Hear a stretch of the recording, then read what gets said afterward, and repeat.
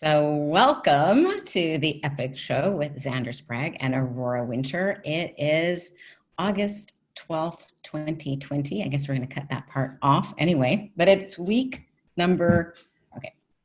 So welcome to the Epic Begins with One Step Forward show with Xander Sprague, drum roll, and Aurora Winter.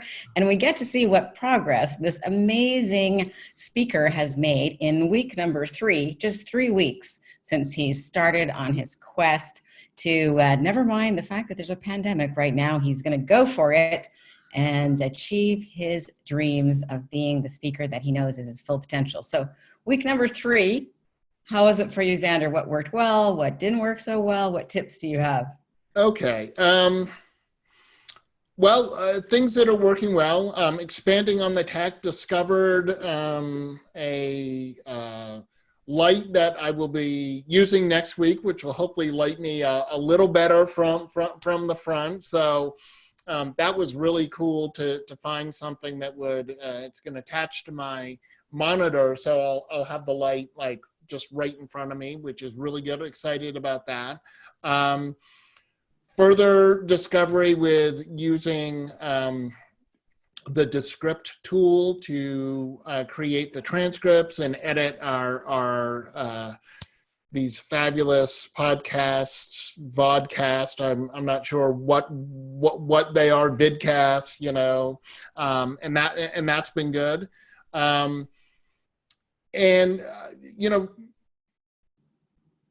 Keeping to a schedule this week I was successful at the beginning of the week, but not so much Monday and Tuesday.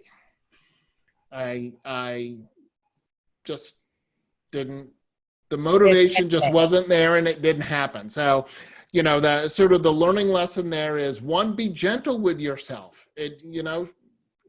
Sometimes it happens, sometimes it doesn't. This was really exciting.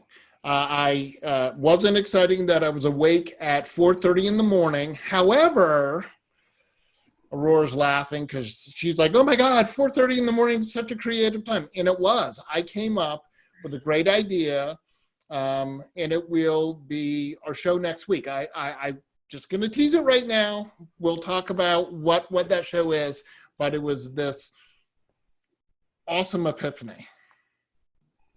Yeah, and then you texted me, not at 4:30. You were kind, although it was up, but it's like such a great idea. It's like you're in motion. So today's Wednesday. That's why I said, Monday and Tuesday he wasn't on fire. Beginning of the week, meaning beginning after our last podcast. So I'm so excited about today's topic. You really got me thinking, Xander, and I'm super stoked to hear what you have to say, because the topic today is failure is part of the journey. So failure is part of the journey, and this was a very juicy, meaningful thing for me to think about. So I want to hear, why did you choose this as a topic? What meaning does it have for you? What meaning do you think it has for others? I chose it because I think it's a really essential part of any journey that we're on, or any adventure that we're starting, because it doesn't all go perfectly. And really the question is, what do you do when you run up against these things, when stuff is a failure? Like, how like do you said, like, what do you do when you fail, as opposed to if? Because right, that is like such a great mindset shift right even there, to expect it.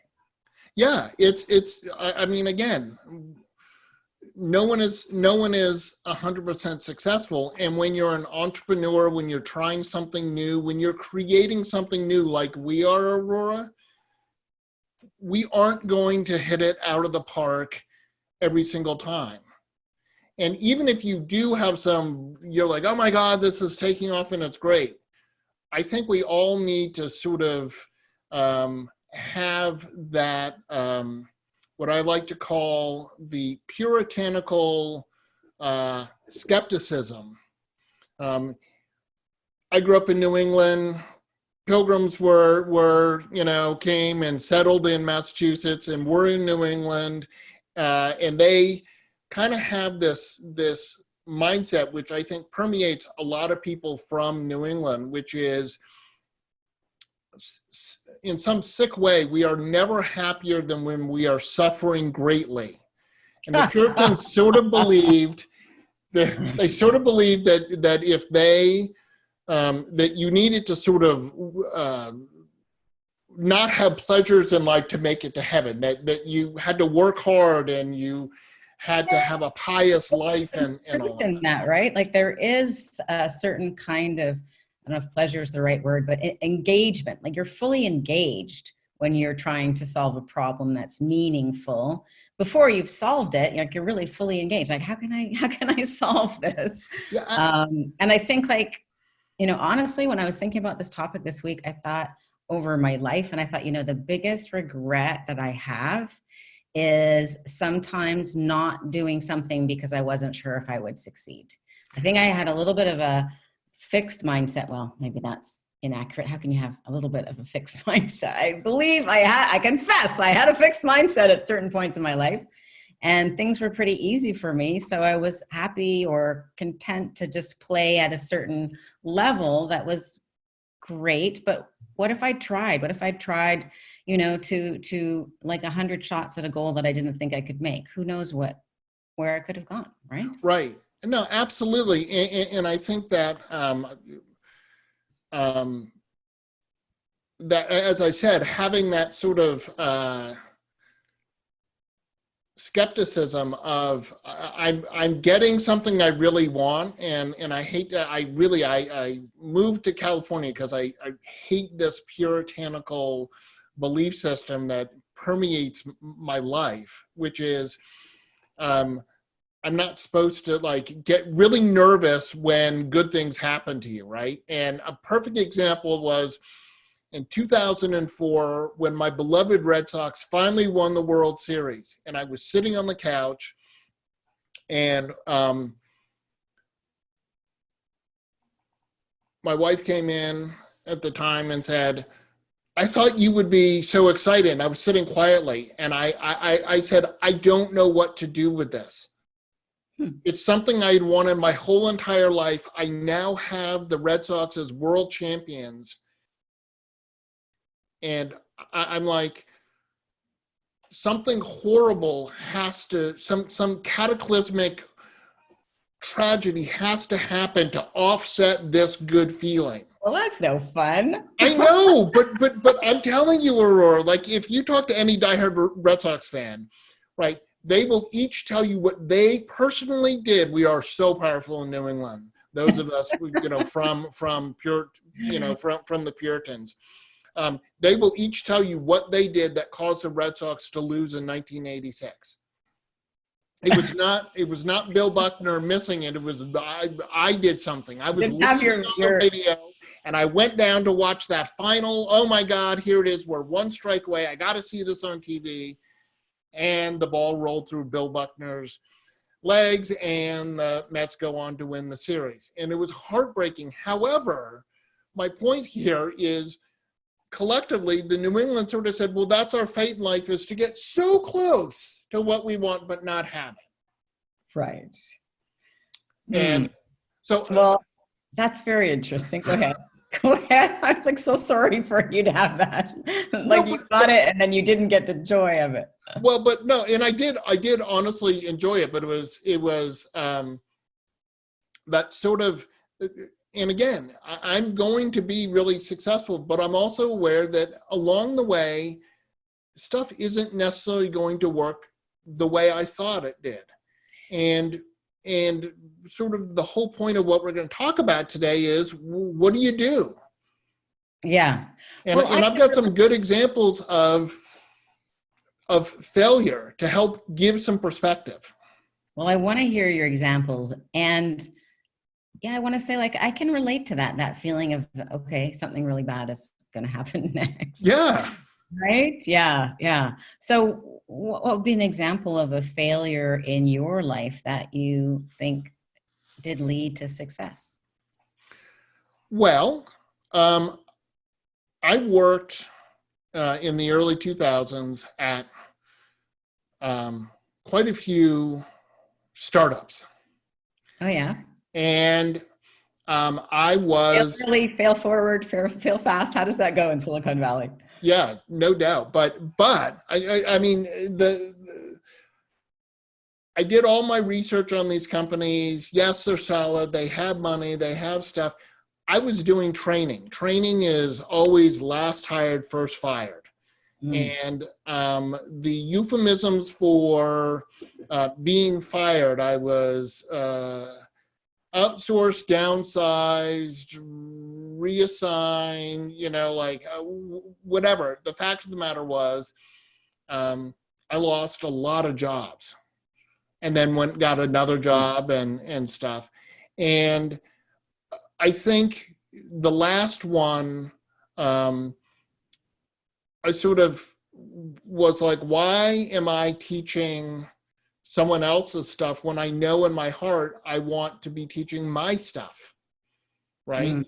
I have a good knack for going in and learning new software and then turning around and teaching it. It's a unique skill set. It's awesome. But why am I learning someone else's stuff when I have all this awesome stuff that I want to teach? Absolutely. So the struggle or the failures, if you want to call them that, of getting laid off led to your epiphany of like, wait a minute, why don't I teach my own stuff? Exactly. And Yeah. it led me to grad school and all of that. Yeah. So that was good. Do you have another example of a failure that led to success you'd like to? Well, actually, it's not mine, but I want to just quickly share with you a litany of failure. Okay. Okay? This is a historical figure. I'll share who it is after I get done. Okay. This is not the full and complete list, but here's some of it. 1832, lost job, defeated for state legislature. 1835, sweetheart died. 1836, had nervous breakdown. 1843, defeated for nomination for Congress. 1848, lost renomination. 1854, defeated for U.S. Senator. 1858, defeated for U.S. Senator again. 1860, elected President of the United States. Who did I just describe? Abraham Lincoln. Abraham Lincoln, exactly. Here is someone who, for many people in the United States, think of as one of our greater presidents, if not the greatest. I think it all depends on your perspective, but he certainly was a really great president. Imagine, I mean, good Lord, he also went bankrupt, in that between 1830 and 1860, right? He suffered from depression and he had 4 kids. And his sweetheart died and he kept getting, kids died. got elected, didn't get reelected, got assassinated, like having a bad day. Yeah, exactly. But he made such a difference. Right. And he didn't give up, right? I mean, any one of those things could obviously be overwhelmingly devastating and cause you to just sort of say, I give up. Yeah. Right. Or look at Churchill, somewhat similar, like he had lots of failures and then he was arguably Britain's most influential, most valuable prime minister. I mean, he changed the course of history, thank goodness. Absolutely. Right? So I wanted to sort of not just talk about me, but say, look, there are some major historical figures who had pretty, I mean, that's a laundry list of failures right there. Yeah. Well, that helps to kind of normalize it and, make it okay. The main thing is it's not so much whether you fail or not, because that's not an if, that's a when, at least if you're playing full out. If you never fail, are you like just racing against, 3-year-olds or something, right? Right. You're not And, playing close to your and potential. here's another thing, because, I was talking about the world champion Boston Red Sox, and I got thinking about where's some common failure, right? Uh-huh. In baseball, you are considered highly successful if you have a lifetime batting average that is over 300. That's right. 1/3 of the time you get it. 1/3 of the time you actually do your job at the plate and get ahead. And oh, by the way, if you have a lifetime average of over 300, you're in the Hall of Fame and you're considered a great, right? Yeah. But we don't get it. Imagine Aurora. Imagine if we all went through life and said, if I get it 1/3 right, I'm doing well. That's probably about right, because we want to keep on up at the plate rather than agonizing over the right and the wrong. Right. I don't want to say right, but like I found whatever success is 1/3 of the time. Remember last week I talked about my 97-3 rule, that 97% of your day is good and 3% might not be, up to 3% is not so good. And what do you focus on? Yeah. Well, imagine if 33%, you were happy that 33% of your day, Aurora, went okay. I know. I got to change my thinking, because I like this approach that you have here, Xander. Well, it was interesting you had me thinking about, failure this week.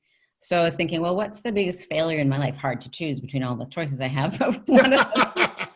One of them would be the film business, in the sense that, I had Rising Star, and I was featured, 100 Canadians to watch in Maclean's magazine, and then raised $5 million with my then business partner / boyfriend.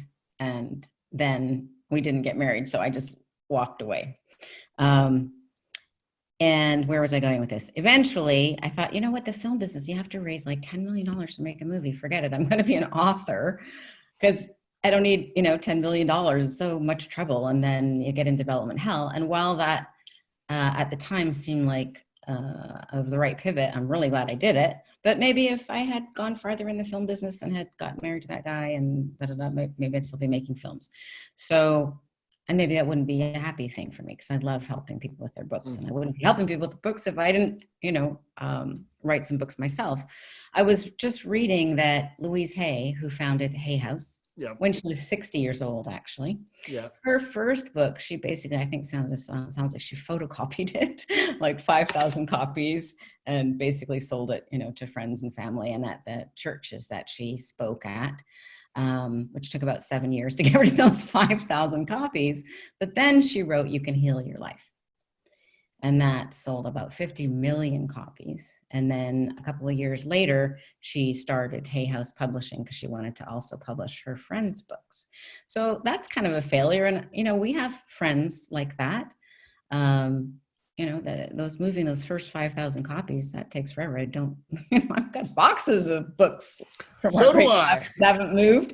But we learn, right? And hey, I'd be glad to have just a little bit of Hay House's Louise Hay's next move, because Hay House is now a $100 million a year company. Yeah, absolutely. And I think it's all in our perspective of one, how we approach what doesn't go as right, Right. Is it, oh my God, that 3% of your day that may not go right.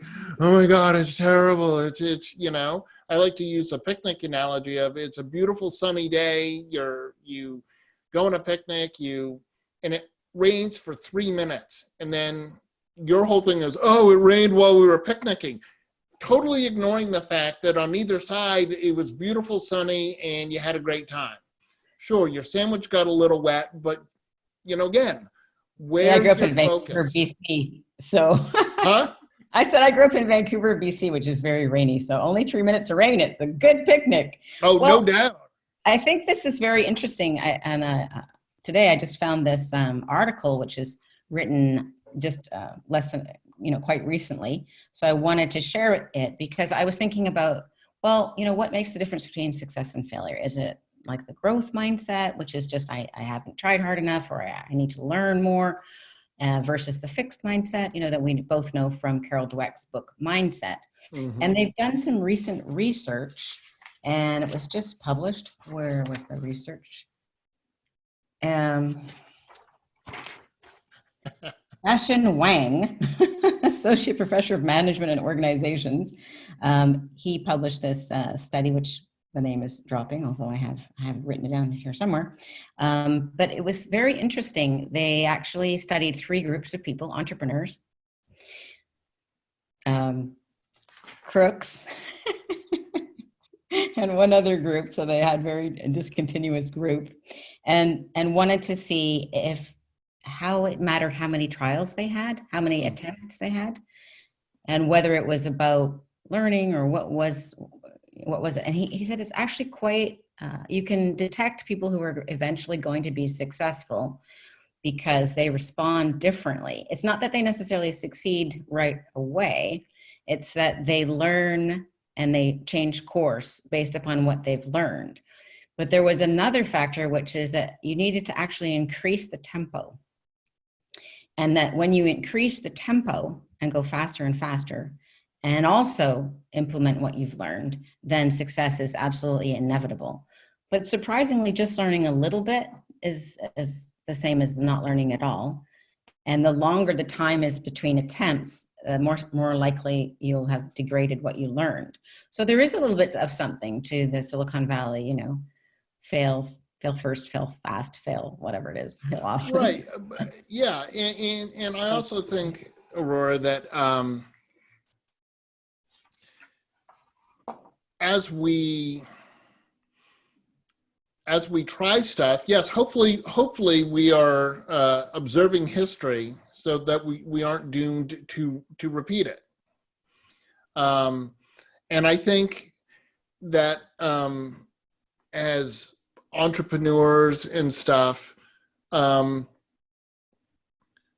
we have to at times be patient because there's the stuff that we want, but it is like a snowball. It does build on itself.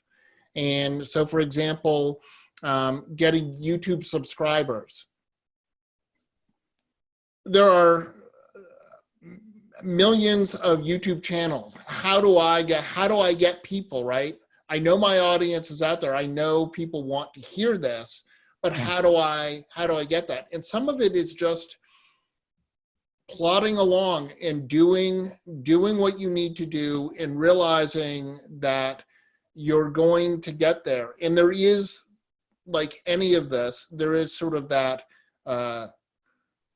sweet spot that once you get to, I think it's like 1,000 subscribers or something, it does get exponentially easier because now your videos are going to show up more often and other people are going to start to hear and stuff. But in the meantime, because very few people, unless you're a celebrity or something, are going to just instantly have all these followers. They're not. And then they're fake followers. Well, maybe you would give us a little update on your YouTube channel, because I think a few months down the road or a year down the road, it'll be completely different. It is. I mean, I've got 36 subscribers. I'm really happy for my subscribers. I'm still working to get more. So, by the way, if you're looking, hit that subscribe button. Yeah, absolutely. Subscribe. Well, I like what you said a second ago, which is really, 90% of success is showing up and doing the work and continuing to show up day after day as you are. And I think so many people can agonize about, well, let me get the video right, or maybe I need to do this or I need to do that. And that turns into just not doing the work. And, as you shoot more videos and you share more message, just naturally people will stumble across your YouTube channel and podcasts and books and various things like that. And you're going to find your stride. in making the videos and how you want to do the videos. And I'm sure a year from now, I'll go back and look at, some of those videos that I started my channel with and go, oh my God, it was terrible. But we also tend to be our own worst critics. So, what we see is catastrophic failures. The rest of the world goes, that's not really that bad, right? Well, yeah. And the other thing that's, I really want to highlight is because you're in action and we're having these calls every week and I'm going to be asking you questions, you have been preparing for the show, but you've also every week had an epiphany, something out of the blue that wasn't on the agenda, some new flash of insight. And I don't think those would happen. I bet money that those would not happen unless you were fully engaged in this process of working on it. Definitely.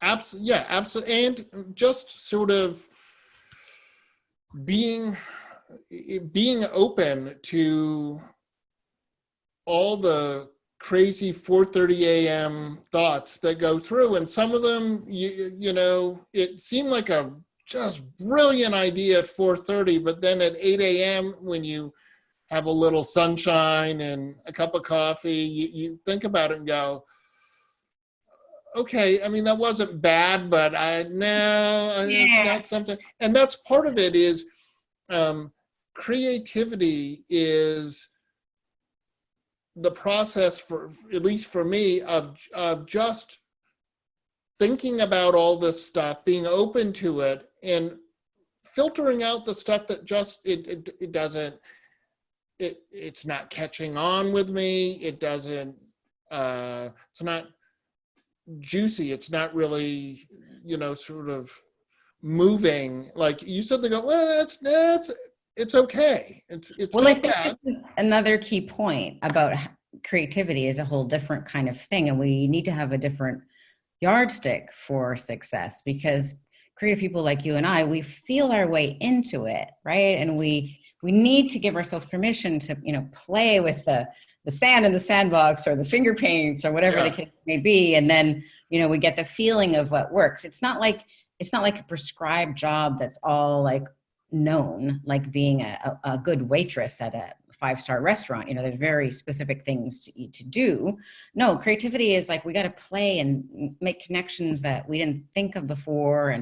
And some of those connections we go, well, that's weird. And then others we go, that's brilliant. Like some of your ideas, I'm like, that's brilliant when I text you back. Exactly. And it's so much fun to have when you have those ideas to immediately go share it and be like, oh my God, isn't this great? And Aurora, you and I have that relationship where you might, most of the time you're like, oh my God, that's great. But you may be like, what? I don't, and that's okay. That's exactly the failure, where maybe you think something's really great, but it turns out the rest of the world is not as excited about it as you are, and it's not like getting more enthusiastic about it. It just isn't. Although I like what Howard Stern said about this. In fact, I like it so much I've got it on my fridge, which is, he said, some caller called in for the Howard Stern show. You know his show, right? He's Of course, I love it. In your face, and very successful. So somebody called in to give him his opinion, give him feedback on his show, and Howard just cut him off. He said, he said, Howard Stern had cut him off repeatedly, and then finally he said this line. Howard Stern said to his caller, your feedback is irrelevant. And I actually love that, because I am way too sensitive to feedback. So I thought, no, Howard Stern is right, because his brand, if he watered it down to fit everybody's feedback, it would be bland in the middle. And what creative people like you and I want to do is play around the edges and do something unexpected. Like this is like live reality TV sort of that we're doing in real time. You are seeking to achieve your goal of becoming a speaker in front of audiences of thousands during a pandemic in 2020, when just about every event has been canceled. It couldn't be a more difficult time. And you're going for it, and I'm supporting you.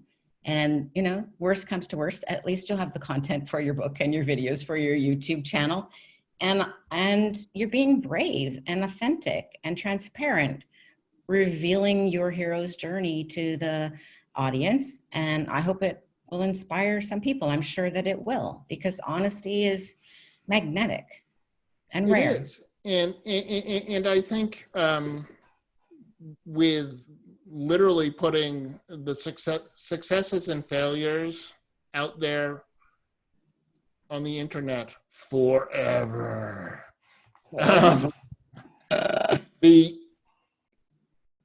it makes it more relatable, right? If I'm if when you learn about me, I've got it all dialed in and I've got all the catchphrases and it's all smooth and all polished and stuff. People go, I can't do that. That's impossible, right? Or they go, I don't trust him. Right. Because he's too polished. Right. And I think trust is the most important thing, that people can get the chance to know you and know, like, and trust you. And, you know, when people are speaking, intention matters so much. It matters a lot more than the ums and the ers and little things that, you know, Toastmasters would be all over us about. But what matters is I think what really matters is your intention to contribute to the audience, mine as well, and to be honest and to add some value, you know, every time. And I think, yes, absolutely. And I also think, especially with, you know, the way that the world is right now, people need some enthusiasm. Folks, you need someone like myself and Aurora who are contagiously enthusiastic about what we're doing. It is contagious when you get around someone who's just super excited about what they're doing. You can't help but be like, that's great. Yeah, absolutely. Yeah, I want to do that. I know you'll probably give me a hard time, but I want to confess, you can edit it out if you must, but I called Xander at our last live event just before the coronavirus shut everything down, the god of enthusiasm, because he is so enthusiastic and his energy is so big, and like a god, he lifts up the whole room with his energy. So I know I don't think I'll edit that out. No, it's fine. And I am contagiously enthusiastic. I get really excited about what I'm doing. And to quote Cat Stevens, I can't keep it in. I got to let it out. The world's got to know. Ooh, I like that. The world does got to know. Okay, I want to take this conversation in an unexpected direction, probably. Not a problem. I watched the film last weekend, The Inventor, Out for Blood in Silicon Valley, about Elizabeth Holmes and her company. She was the youngest self-made female billionaire for a nanosecond.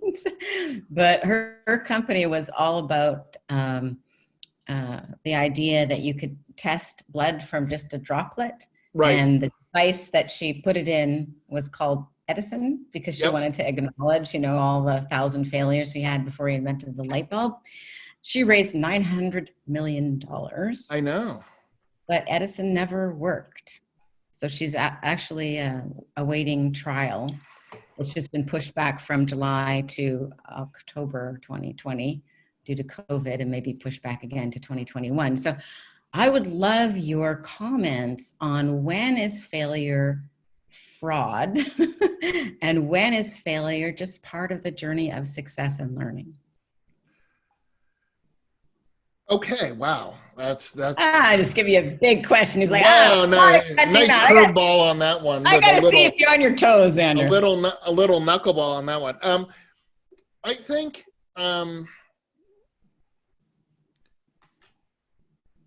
think failure is fraud when we don't actually admit that we failed.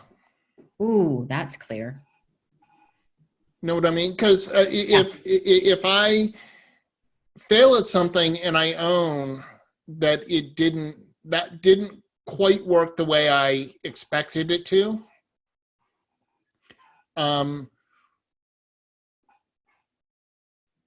People might not be happy about that. Investors may not be happy about that. But I think we all go into things, we all support things, understanding that it might not be successful. We want for it to be successful, but it may not be. And I think with Elizabeth Holmes, there was a lot of, obviously, secrecy. Like, I've seen documentaries on this. I've seen, news stories where they were talking about that, no one, they wouldn't show Edison actually doing the tasks. They were using other companies' machines to do it. And I think, I love the idea that she had. I love the idea that she had too, and I was, really cheering for her. Beginning of the movie, but I don't think it was brought at.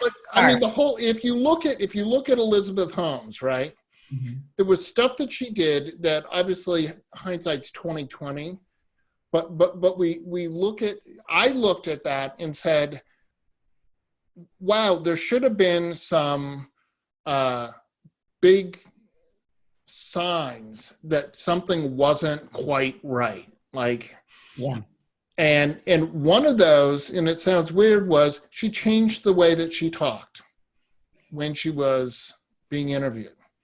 She lowered her voice. Yeah. Yeah, and she dressed like Steve Jobs. Right. Look, dressing like Steve Jobs, okay, I get it. I mean, that's fine. But the lowering of the voice to me was, when I heard that, I was like, that is really calculated in terms of what she's doing. And I don't know, but to me, I was like, wow. Well, that part doesn't bother me because, I come from Hollywood and lots of people have voice coaches and, accent coaches and this and that. But I think you really nailed it before. And I like this reframing that failure is not about failure. What is failure is secrecy and lies and deceit. That is failure. So, but if you say, oh, okay, that didn't work. What can I learn? How can we do better next time? And you don't take people's money investing in it without saying, hey, we haven't solved this yet. Right. I think that's a really clean way to distinguish. Because I think she did fail in a terrible way. Yeah. And honestly, it is really unfortunate, because that really was a great idea. It still is a great idea. It is. No, absolutely. At some point, but somebody got carried away because they were trying to do 200 different tests in that little shoebox size thing. Yeah. And she's facing 9 counts of wire fraud and 20 years in jail potentially. And for each fraud, $250,000 plus restitution. So she went from a billionaire to bankrupt. Yeah, so that kind of sucks. So how do you manage your own feelings of fear or concern if you're doing something like you're doing right now that could potentially fail, depending on how you use the word failure? Do you have, a specific way that you manage to be so enthusiastic all the time? Well, there are a couple things. I believe in myself unfailingly. I am my number one fan, and we all have to be our number one fan, our number one cheerleader. And we need to say kind things to ourselves. The meanest person in your life, Aurora, is Aurora. It's true, unfortunately. It's true for like, I think it's true for everyone. Maybe not the Dalai Lama, but he's never commented on whether he feels he's mean to himself. But I find, I found in the work that I was doing in my internship in a high school, right, that the meanest things that my clients were saying they were saying to themselves, right? I'm not smart. I'm a failure. I'm not pretty. My nose is too big. I'm not this. I'm this. I'm whatever, right? And I think I certainly know that there are times where if one of my friends said one thousandth of the mean things that I think in my head about myself, I'd be devastated. Absolutely.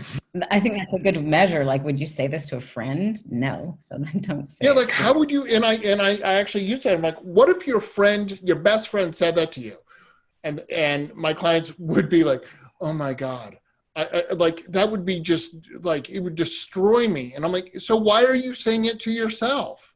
It's Yeah. terrible. I've learned to cut myself some slack because I notice that there actually is quite a shift over the course of the day for my capacity to manage things. So I'm a very cheerful and optimistic person. Maybe not as enthusiastic as God of Enthusiasm, but I'm very optimistic. I wake up happy and I'm excited about my day. I love everything that I do, even though it's work, I'm engaged. It's very interesting. But I notice around 5, 6 o'clock, four or later, if something happens, I can be like fragile. And I've just learned to go, just let it go. It's the late afternoon. You got up at 4, you've been up for 12 hours or so. And that's been so helpful that I just, Right. accept feelings, but I don't try to solve the problem in that moment when I'm tired. And and I think part of what you're talking about is, and we can all do this, when you notice there's that time of day or you know a particular week, maybe something's coming up that's triggering you, something, someone in your life died, or some anniversary of something not so good. That feeling of overwhelm, and what you're talking about is check in with your somatic system. How am I feeling? Because if we think about babies, What is somatic system? Is that just your the feeling? somatic is like your nerves, and like check in, where in your body am I feeling anxious. We all have different places. Some people feel it more in their gut. Oh, I have butterflies, in my tummy. Or you feel it in your chest. Oh, my chest feels kind of tight. I feel it in my throat. Almost that feeling of when you are really sad and you don't want to cry, but you can it's all just in your throat. Maybe you feel it in your jaw or behind your eyes or whatever, right? But I think if we check in with our somatic system and say, what's going on? Babies oftentimes are overstimulated, right? Also, the baby gets really fussy because maybe they're being passed around, oh, let me come see your beautiful baby Yale, and here, can I hold him? Sure. And all of a sudden he starts to fuss, right? That's because the baby doesn't have any other way, but their somatic system is overwhelmed. They're overstimulated, right? And so if we check in and sort of say, I am noticing this feeling, and that's the hard part. Like, let me notice that I'm feeling really sensitive to criticism right now at 5 o'clock, right? Maybe it's because you've been up since 4, you have busy days, and you're done. Yeah. Yeah. I like what you just said. And that was very helpful about tuning into our bodies. It's so simple, but we can bring mindfulness to it. So that was extremely helpful. Yeah. And different people get fueled different ways or get knocked different ways. So we can just be, kind with ourselves. Yeah. Well, what else do you want to say about this topic of failure being part of the journey? Because Well, I kind of have three things that I want to share with people. So the first is, think about what failure points look like to you. What is, how are you defining failure, right? in general, or would one apply that to a specific goal, do you think? I think if we're taking on something new or trying something new, sort of have an understanding of what you think. Now, oftentimes what we think is a failure point actually never comes to fruition because it's so unrealistic, right? So, for example, if I said, as I'm launching myself here, a failure point is not getting a Kennedy Award in 2021, right? I don't know that that's a failure point for me, because I don't think that, honestly, that's beyond that's a not stretch something goal. that's going to happen. Oh, I didn't get nominated for the Academy Award, but I didn't act in a movie, so it's not a failure point. Right. Um, I think this is helpful. Like, I just give a simple example. Like, sometimes I have financial goals, and so then I can feel like a failure if I don't make those achievements. right. And then I notice, but I didn't make any phone calls. Okay, so then I reframed it to, I haven't done this for a little while, but putting stars on the calendar. If I make a certain number of phone calls, like look at the calendar. Okay, I got my stars, and I reframe failure is not picking up the phone. Doesn't matter whether it's yes or no or maybe. It's like, right. Yeah. So another area is, what are the areas that could be failure points, and what can you do to mitigate that, right?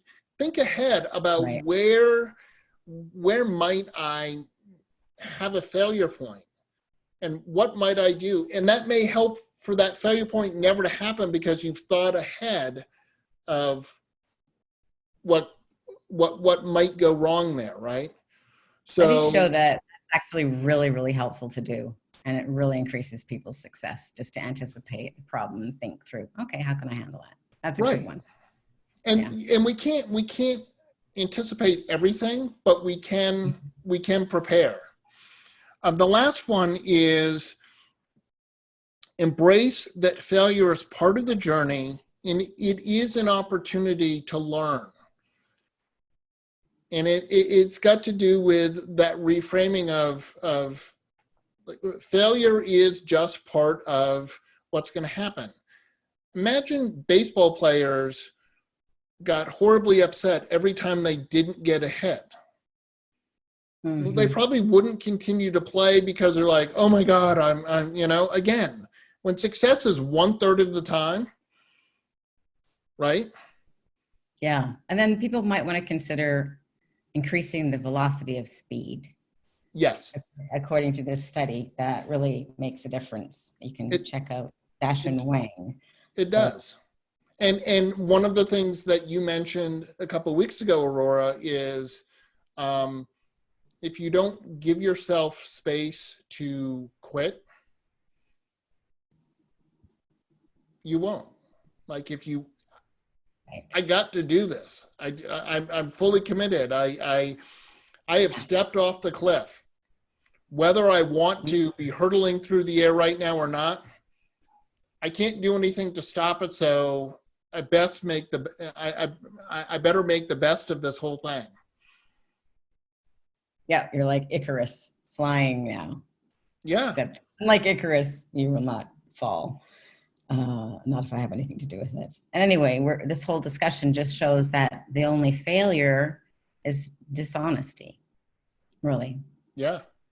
And if you're dishonest with others, you're probably dishonest with yourself. And if you're dishonest with yourself, you won't be learning. And the whole point of failure is to learn. So you can be like Thomas Edison and actually succeed. Well, what you said a minute ago reminded me, like when I took my MBA in 2015, we had this, when something goes terribly wrong, a plane crashes or a company crashes, they often do a post-mortem to analyze, what went wrong. But we were taught in my MBA to do a pre-mortem, which I was hearing in your suggestion there, which is, actually if you get some smart people together and they're about to do something, before they even do it, have them write down, okay, it's 3 years from now or 1 year from now. Everything went terribly wrong. This is what caused the problem. And this is what happened. And then have them do another thing, everything went really well. This is why it went well. This is, what we leveraged into. This is who was responsible.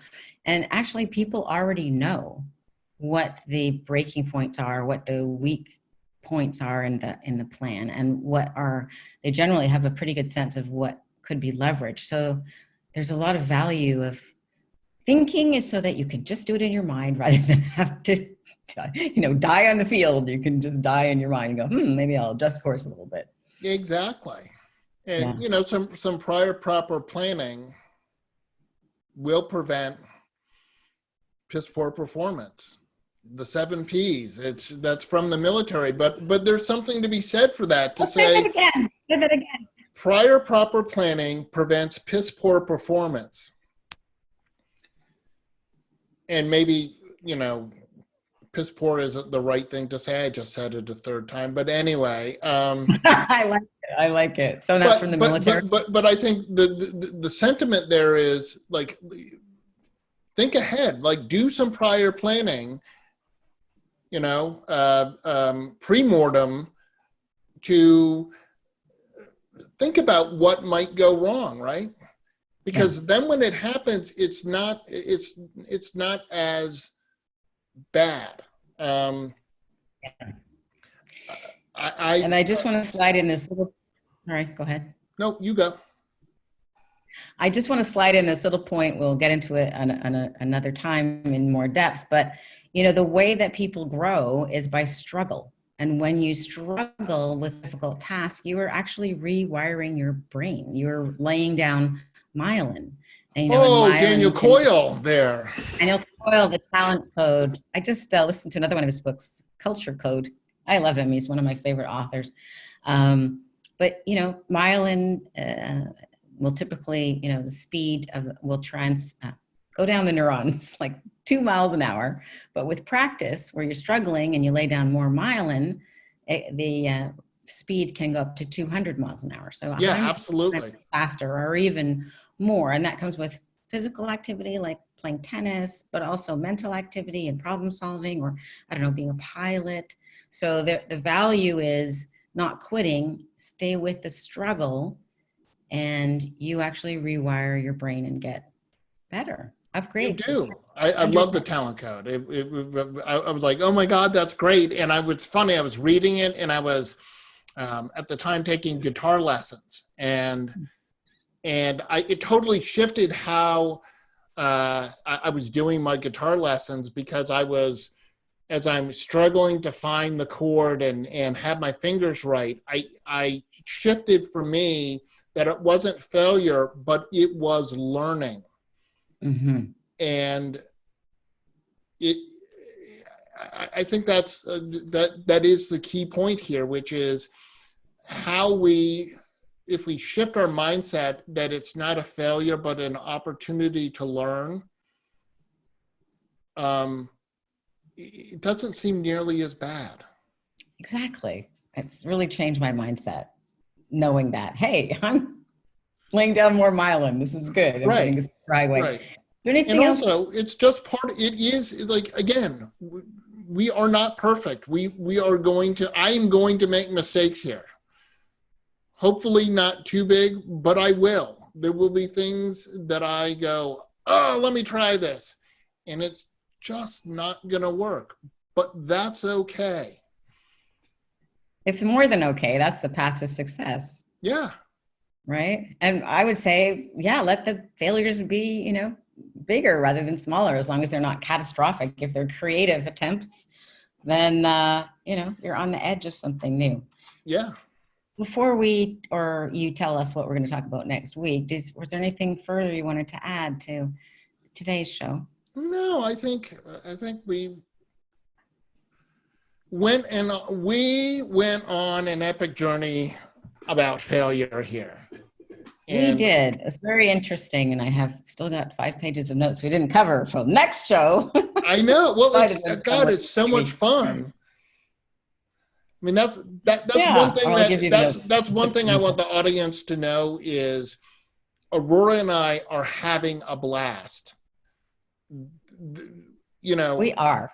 I've got a few brain ticklers. I want to make sure I mention this or whatever. However, this is a conversation between two people, and you guys get to watch it, and it's raw, it's real, it's live, it's not rehearsed, but it comes to you with, full intention to contribute.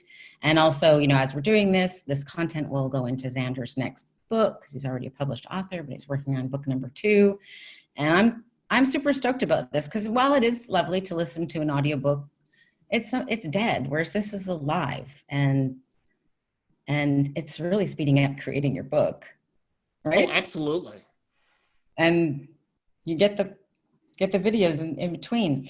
Okay, so in a moment, Xander Sprague is going to tell us what's coming up next week, which he was teasing us all at the beginning. But for more value, don't forget to go to xandersprague.com and be sure you can download some goodies there, including some epic sayings that you can put on your fridge. They'll keep you encouraged. And if you're not watching this on YouTube, go to his YouTube channel. And if you are listening and you want to see us, go to the YouTube channel. And also you can go to one of my websites, which is thoughtleaderlaunch.com, thoughtleaderlaunch.com, and you can get your Thought Leader Starter Kit. And I'm Aurora Winter, and he is Xander Sprague. And what are we going to be talking about next week? Next week, oh, this is so juicy. Epic Unexpected. Ooh, epic unexpected. I love this. And as I said in the text. Exactly. From your 4 a.m. Yeah. I mean, you and I were texting back and forth about this, like, oh my God, so juicy. Oh, that's great. Exactly. And I know you kind of wanted to do it this week, but I'm like, no, we're going to talk about this. Epic Unexpected. Just super quick. Both Aurora and I have been on unexpected epic journeys, and those journeys have directly brought the two of us to work together and power the work that I do and that Aurora does. And next week, I'm super stoked to have this discussion with Aurora, and it may end up being a mammoth. It may be like our longest video yet, because there's clearly a lot to say. For the two of us have quite a lot to say about Epic Unexpected. Who knows? That might be a 2-parter, but we'll see. It could be a 2-parter, yes. I love this topic, Epic Unexpected, especially now, because right now, we've got the pandemic and people are dealing with so many unexpected things.